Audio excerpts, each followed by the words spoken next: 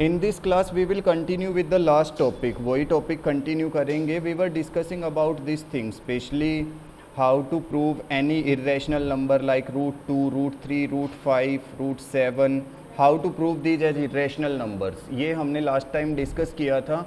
But in that class I have already told you about if you are given with a single thing, suppose single term is there like √3 only, √5 like this. But sometimes you will get a question like this also, 3 plus √5, 5 minus √7, okay, upon 2, something like this. Means they can give more than one term, means having some operators in between like addition, subtraction, कुछ भी हो सकता है बीच में.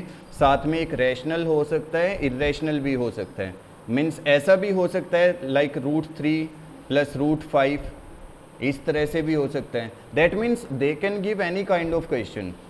ज़्यादातर chances जो होते हैं वो this type of questions means single term के साथ ही होता है. That you will be asked whether √3 is a irrational number, √5, √7. But देखो चांसेस कुछ भी हो सकता है. They can give one rational, one irrational. Like in our this one, ये जो सेकंड क्वेश्चन मैंने लिखा है ना, इसमें तुम देख सकते हो एक रैशनल नंबर है. This 3 is a rational number and √5 is what, irrational. Then 5 minus √7 upon 2 means you can be given with division also. Then both irrational can be given like in this one, दोनों irrational हैं. Then how you will be proving? I don't think anyone is having doubt in this one. So second one, देखो when we are given with this kind of question, one is rational, one is irrational. So again the same thing, we will start with the same thing. Let 3 plus √5, 3 plus √5 is what, a rational number. हम लोग assume जब करते हैं ना, तो हम क्या assume करते हैं उसको as a rational number. Prove हम लोगों को क्या करना है, इरेशनल. क्वेश्चन जो आएगा ना उसमें तुम लोगों को ये आएगा दैट प्रूव दिस नंबर, ये वाला जो नंबर है ये कैसा नंबर है, irrational.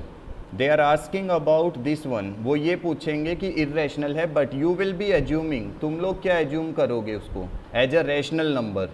Now if you are taking 3 plus √5 as a rational number, then think you will be writing it in the form of p upon q. Then 3 plus √5 will be equal to what, p upon q, where p and q are what, p and q are co-prime numbers, co-prime numbers.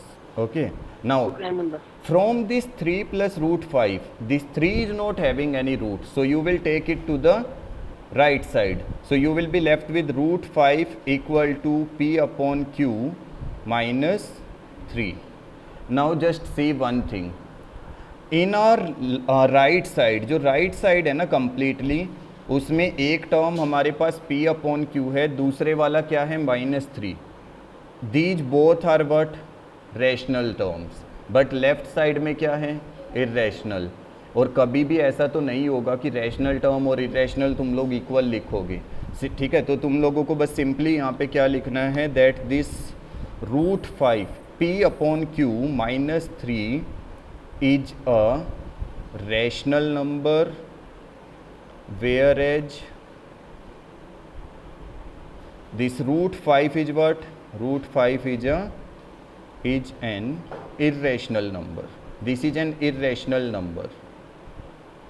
क्योंकि तुम लोगों को अच्छे से पता है √5 एक irrational number होता है. सिंपली डायरेक्ट उसको लिख दो, √5 is an irrational number but p upon q minus 3 is what, a rational number. हमने जो पूरा इरेशनल था ना उसमें से क्या करना है, रैशनल को अलग करना है, इरेशनल को अलग करना है. Then you can write therefore 3, हाँ पहले एक और चीज़ लिखनी है, वो कॉन्ट्राडिक्शन होता है ना, क्योंकि एक साइड रैशनल आ गया एक साइड इरेशनल, तो यहाँ पे क्या लिखेंगे, देयरफॉर कॉन्ट्राडिक्शन अराइजेज. ओके, यहाँ पे कॉन्ट्राडिक्शन अराइज हुआ है, एक साइड हमारा rational irrational. So therefore we will write 3 plus √5 is an irrational number. ये क्या आ गया, एक इरेशनल नंबर है. देखो एक बार और मैं इसको ना रिपीट करता हूँ, पूरा प्रोसेस ध्यान से समझो. If you are given with one irrational only, अगर एक ही इरेशनल टर्म दिया हुआ है, then you will follow the last method जो मैंने लास्ट टाइम बताया था. but if you are given with one rational and one irrational, एक रैशनल दिया हुआ है एक इरेशनल, रैशनल्स को अलग कर लो, इरेशनल को अलग करना है, ठीक है। तुम लिख सकते हो फिर जैसे मैंने यहाँ पे लिखा ना p अपॉन क्यू -3, वो एक पूरा रैशनल नंबर है, दूसरे वाला क्या है इरेशनल, कॉन्ट्राडिक्शन हो गया तो हम उसको एज ए इरेशनल लिखेंगे। हाँ लाइक इसको भी p बाई क्यू के इक्वल लेंगे, देन दिस 2 जो यहाँ पे 2 है ये उस साइड जाके क्या हो जाएगा multiply, so 5 minus √7 will be equal to what 2p by q, then 5 उधर जाएगा माइनस हो जाएगा, तो या फिर तुम इसको इधर ला सकते हो 5 minus 2p by q will be equal to what √7। अब अगेन यहाँ पे √7 क्या है इरेशनल और ये पूरा क्या है rational, तो again contradiction term is there, so that means you can write that this one is what irrational number। but हाँ एक situation different आती है जब हमारे पास दोनों irrational numbers होते हैं, like √3 and √5 दोनों क्या हैं irrational हैं, √3 √5, ऐसी वाली situation में क्या करना है, देखो अगर तुम्हारे पास क्वेश्चन आता है prove that √3 plus √5 is an irrational number, ऐसे वाला क्वेश्चन आता है। अब इसमें क्या है दोनों टर्म इरेशनल वाली हैं, लास्ट वाले में एक रैशनल एक इरेशनल था, तो इसको कैसे करना है, देखो फर्स्ट थिंग या तो तुम अपना फर्स्ट वाला मेथड 2 बार अप्लाई कर सकते हो। फर्स्ट वाले मेथड में क्या था √3 को अलग से इरेशनल प्रूव कर दो, √5 को अलग से कर दो और दोनों को लिख दो, √3 प्लस √5 भी इरेशनल आएगा, ठीक है। वो फर्स्ट मेथड जो था ना वो अप्लाई कर सकते हो, लेकिन वो बहुत लेंथी हो जाएगा क्योंकि √3 के लिए अलग से करोगे, √5 के लिए अलग से करोगे, बहुत ज़्यादा टफ हो जाएगा, 2-3 पेज भर दोगे। बेटर क्या है इसको एज्यूम कर लो, ठीक है।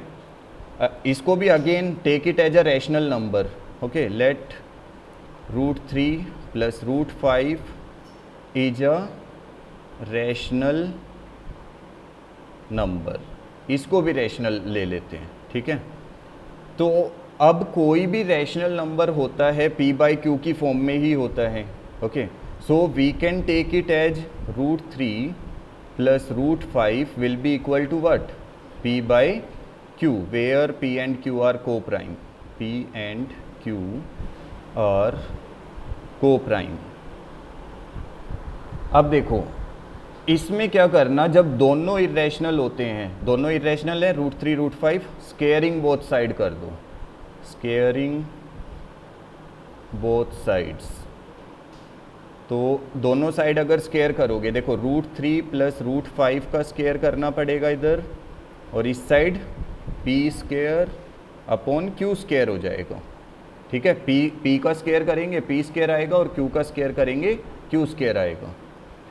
देन √3 प्लस √5 होल स्केयर, यहाँ पे आइडेंटिटी यूज होगी, आइडेंटिटी कौन से वाली a plus b whole square, okay, so a plus b whole square that means √3 square will be what 3 plus √5 square will be what 5 plus 2 multiply √3 multiply by √5 equal to what p square upon q square.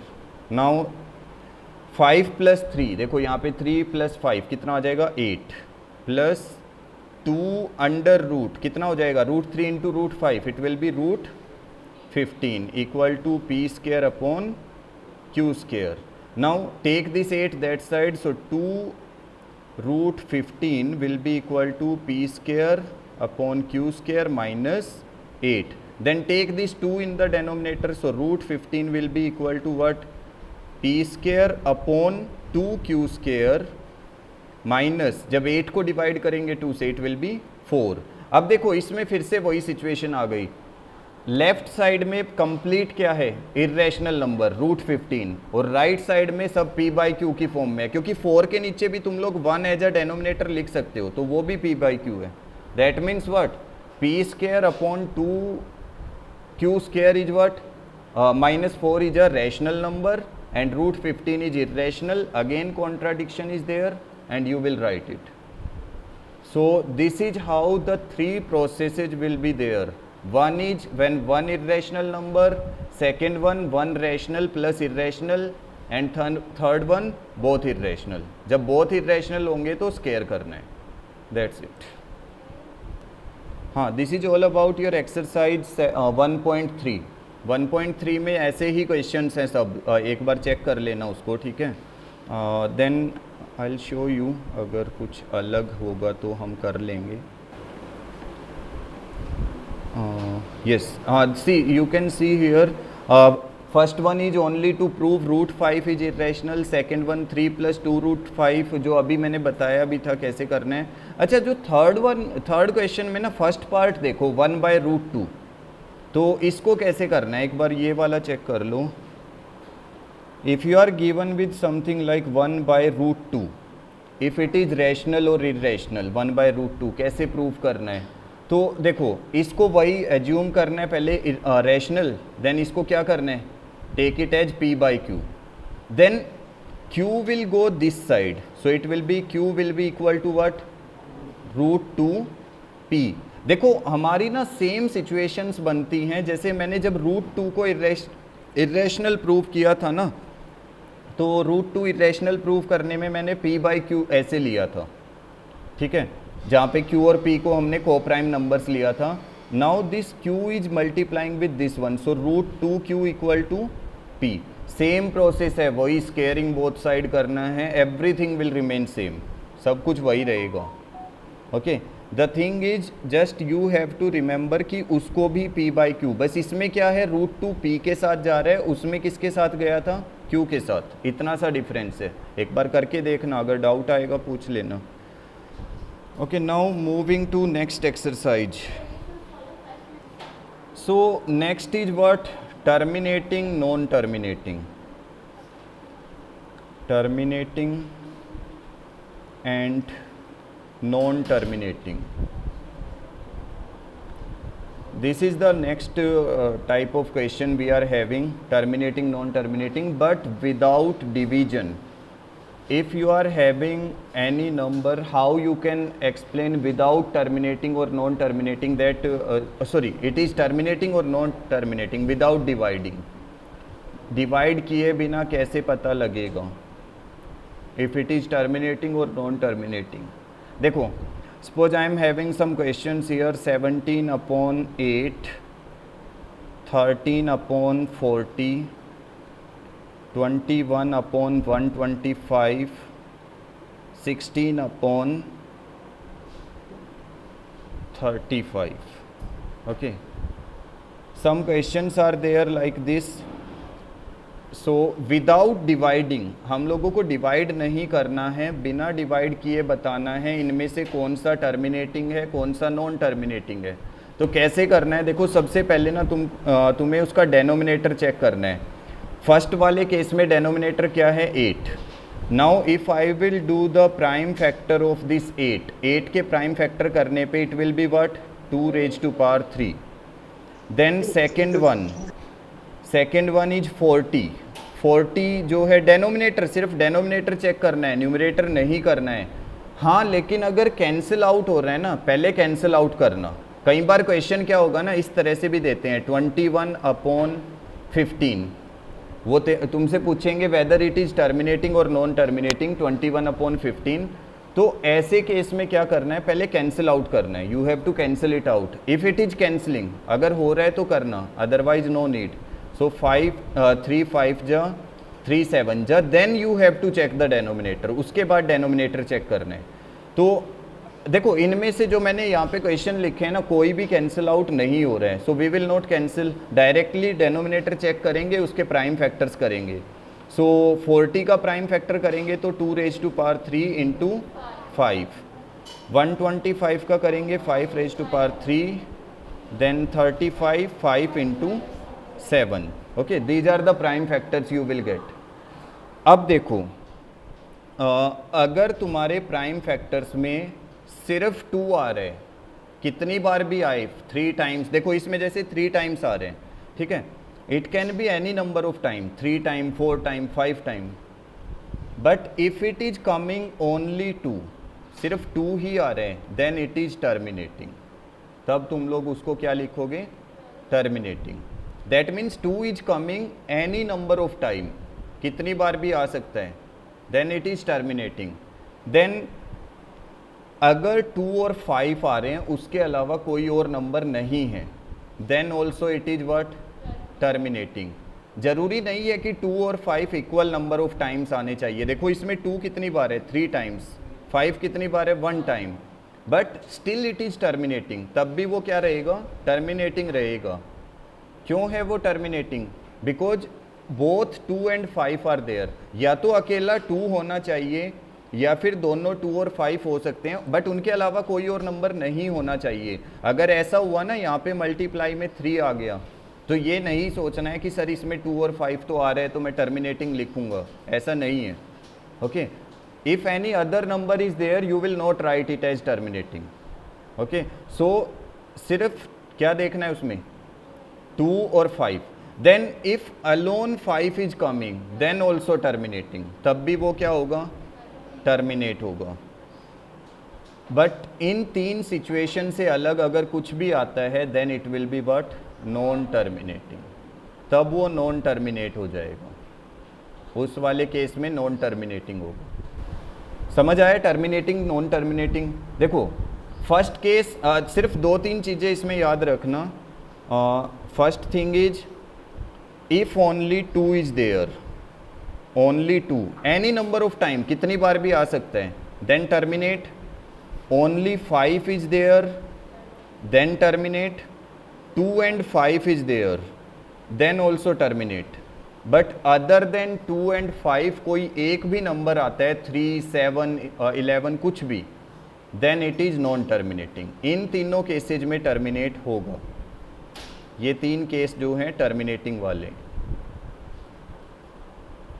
अब इसके बाद क्या है ना कि उसको decimal में कैसे लिखना है, विदाउट डिवाइडिंग ही लिखना है। अगर वो टर्मिनेट हो रहा है ना तब करना है उसको, ठीक है। देखो एक एग्जांपल लेते हैं हम यहाँ पे।